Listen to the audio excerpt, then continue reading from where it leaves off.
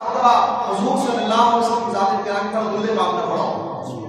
درود پاک ایک ایسی بات ہے اور درود پاک واحد عبادت ہے کہ جس کے بارے میں ہم کہہ سکتے ہیں کہ یہ یقین کے ساتھ اللہ کی بارگاہ میں مقبول ہے اور حضور علیہ السلام کی ہمیں پہچان عطا کرتا ہے. اور یہ ساری صحبت و سنگت ہمیں کہاں سے میسر آتی ہے؟ ہمیں کون سکھاتا ہے؟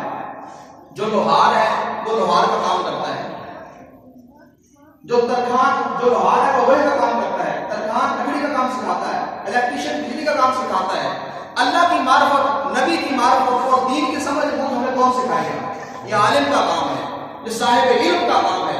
جب ہم صاحب علم کے پاس بیٹھیں گے نہیں, اس سے کچھ پوچھیں گے نہیں, اس سے بات نہیں کریں گے, اس کے ساتھ ہم اپنی صحبت و سنگت نہیں بنائیں گے, تو ہمیں دین کی سمجھ کہاں سے آئے گی؟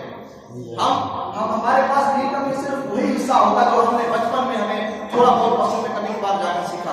پھر 70-80 سال تک جتنی ہماری عمر ہے کوئی ہمارا ذخیرہ رہے گا.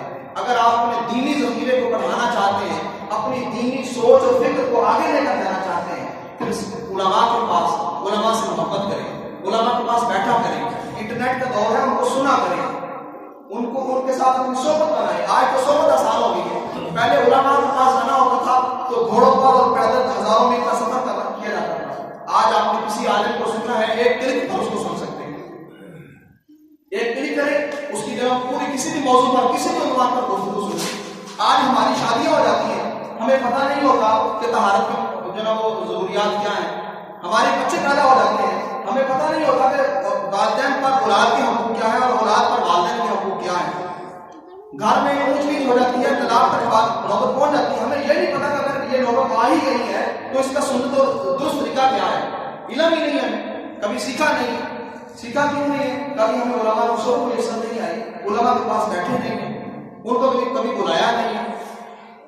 ایک علامہ تھے, علامہ تفتازانی رحمۃ اللہ علیہ. یہ بات کیا کہ اپنی گفتگو کو ختم کرتا ہوں. امیر تیمور لنگ مشہور بادشاہ ہے, بچوں نے کتابوں میں اس کا نام ہے امیر تیمور لنگ.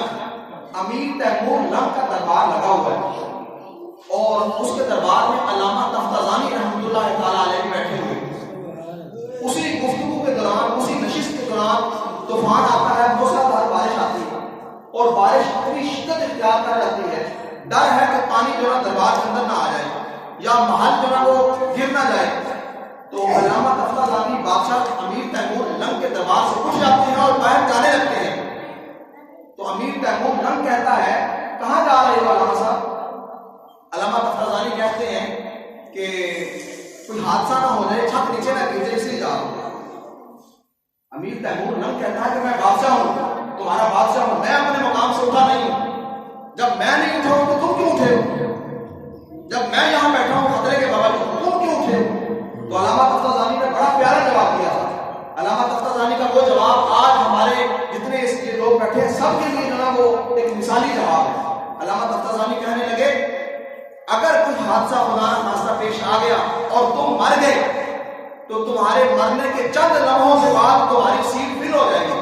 ایک نیا بادشاہ کوئی بیٹھ جائے گا, ایک نیا بادشاہ تمہاری جگہ پر, تمہارے تخت پر فوری تیار ہو جائے گا. اس کے لیے محنت کی, اسٹرگل کی, کوشش کی ضرورت نہیں ہے. لیکن اگر علامہ تفتازانی فوت ہو گیا تو اس اتنے بڑے عالم کو بننے کے لیے پھر 25-30 پڑھنا پڑے گا. تو 25-30 پڑھے گا, وہ جو ہے وہ استادوں کے پاس جائے گا, محنتیں, مشقتیں, اسٹرگلیں کرے گا, تو پھر کوئی علامہ تفتازانی پیدا ہوگا, پھر جو ہے وہ عالم کی قدر کا پتہ چلے گا. تو اللہ پاک سے دعا ہے کہ اللہ تعالیٰ ہمیں علماء کی صحبت عطا فرمائے, علم کے ساتھ سنگت عطا فرمائے. اور آج کی گفتگو کا نقطۂ نگار بھی یہی ہے کہ ختم نبوت والا عقیدہ ہمارے پیدا ہونے والے ہر گھر کے بچے اور بچی کی گھٹی میں شامل ہونا چاہیے. ہماری گھٹی میں یہ بات